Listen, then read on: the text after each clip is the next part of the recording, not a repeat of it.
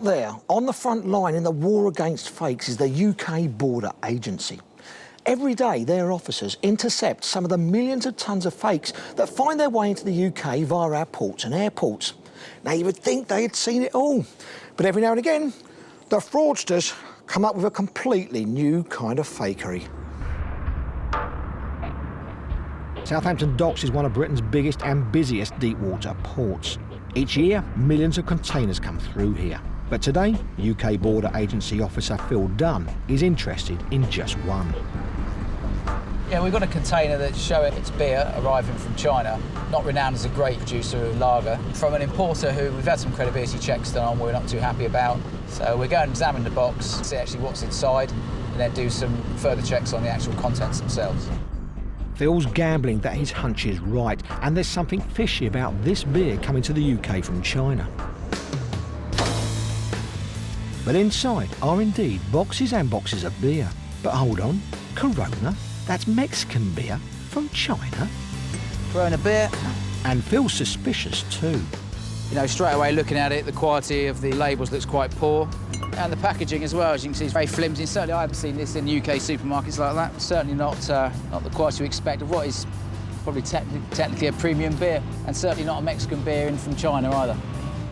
The team begin to unload their haul. We're just taking a few more of the boxes out to see if the whole container is full of the Corona Extra, see if there's anything else in there. Basically see how many are in there, because if it is counterfeit, we're going to have to tally up to see how much there is anyway. So we want to see that it is all the way through and it is consistent. We haven't had a huge amount of counterfeit beer through here, but anything that can be copied will be copied. It soon becomes clear the whole container is packed to the brim with a hooky Mexican lager. Goes all the way to the back of the container, so it's uniform all the way back. While the rest of the team tally up, Phil wants to make some comparisons of his own, so he heads to a major high street retailer to buy the legitimate item.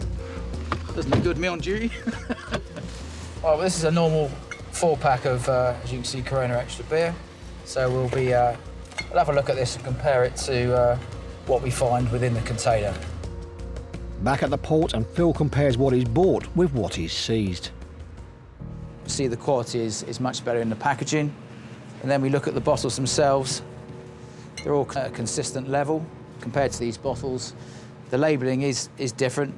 Also, a lot of the bottles now are carrying this about units, how many units it is, alcoholic units. It looks like it's been done in a factory and properly done. This one here, we suspect this could be counterfeit Corona. But Phil's concern about the beer isn't just about the way it looks. The main problem with something like this is towards the public health. We don't know what's inside these bottles, and people are drinking something that they're not getting the product they're expecting. Back outside, and the team are finishing their unloading, and the full scale of their haul becomes clear. There's 28,800 bottles within this container. For sales value, that's about £35,000 worth. This will get handed over to our team who'll take this further. They'll have contact with the rights holders, and further checks will be made to see if this is counterfeit or genuine beer. And since we filmed, the border agency at Southampton have discovered the beer definitely is fake Corona. But the bottles themselves are real.